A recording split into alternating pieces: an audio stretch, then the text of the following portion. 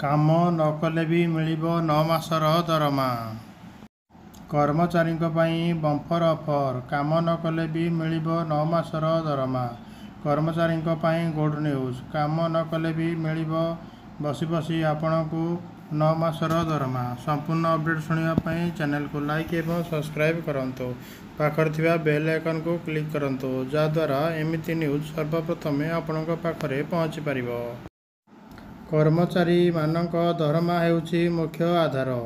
ଘର କିଣିବାଠୁ ଆରମ୍ଭ କରି EMI ଦେବା ପର୍ଯ୍ୟନ୍ତ ସବୁକିଛି ପାଇଁ ଦରମା ଉପରେ ନିର୍ଭର କରିବାକୁ ପଡ଼ିଥାଏ। ଚାକିରି କରୁଥିବା ପର୍ଯ୍ୟନ୍ତ ସବୁକିଛି ଠିକ୍ ଅଛି, କିନ୍ତୁ ଚାକିରି ଚାଲିଗଲା ପରେ ପରିସ୍ଥିତି ହେବ ଏତେ ଭାବି ନଥାନ୍ତି।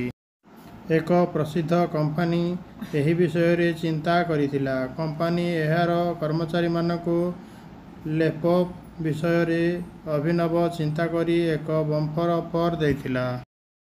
ମୁଖ୍ୟତଃ ବୈଷୟିକ ଏବଂ IT କ୍ଷେତ୍ରରେ ଛଟେଇ ପ୍ରକ୍ରିୟା ଦେଖିବାକୁ ମିଳିଥାଏ।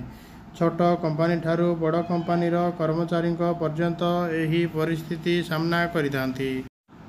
ଟେକ୍ନୋଲୋଜି ଦୃଷ୍ଟିରୁ ଘଟୁଥିବା ପରିବର୍ତ୍ତନ ଏବଂ ସୁଧ ହାରରେ ବୃଦ୍ଧି ପରି କାରଣଗୁଡ଼ିକ ଏହି ଛଟେଇର ମୁଖ୍ୟ କାରଣ। ଅନେକ ଲୋକ ଏହିପରି ଭାବେ ଚାକିରି ହରାଉଛନ୍ତି।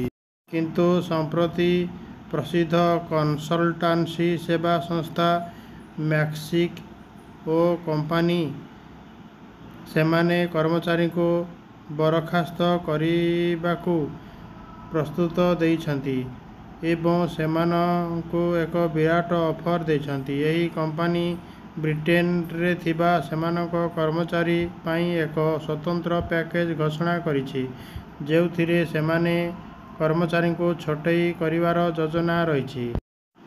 ଏଥିରେ କୁହାଯାଇଛି ଯେ କର୍ମଚାରୀଙ୍କୁ ଛଟେଇ ହେତୁ 9 ମାସ ପାଇଁ 9 ମାସର ପୂର୍ଣ୍ଣ ଦରମା ପ୍ରଦାନ କରାଯିବ।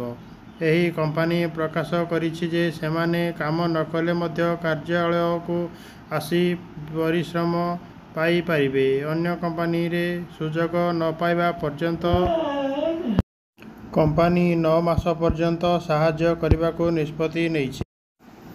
ଅଧିକନ୍ତୁ, କମ୍ପାନୀ ଏହା ମଧ୍ୟ କହିଛି ଯେ କର୍ମଚାରୀଙ୍କୁ ମାଗଣା କ୍ୟାରିୟର କୋଚିଂ ପାଠ୍ୟକ୍ରମ ଦିଆଯିବ, ଯାହା ଭବିଷ୍ୟତରେ ସେମାନଙ୍କ ଆବଶ୍ୟକ ହେବ। ଏହି କାରଣରୁ କର୍ମଚାରୀଙ୍କ ବିଷୟରେ ଏହି କମ୍ପାନୀ ନେଇଥିବା ନିଷ୍ପତ୍ତି ବର୍ତ୍ତମାନ ଚର୍ଚ୍ଚାର ବିଷୟ ପାଲଟିଛି।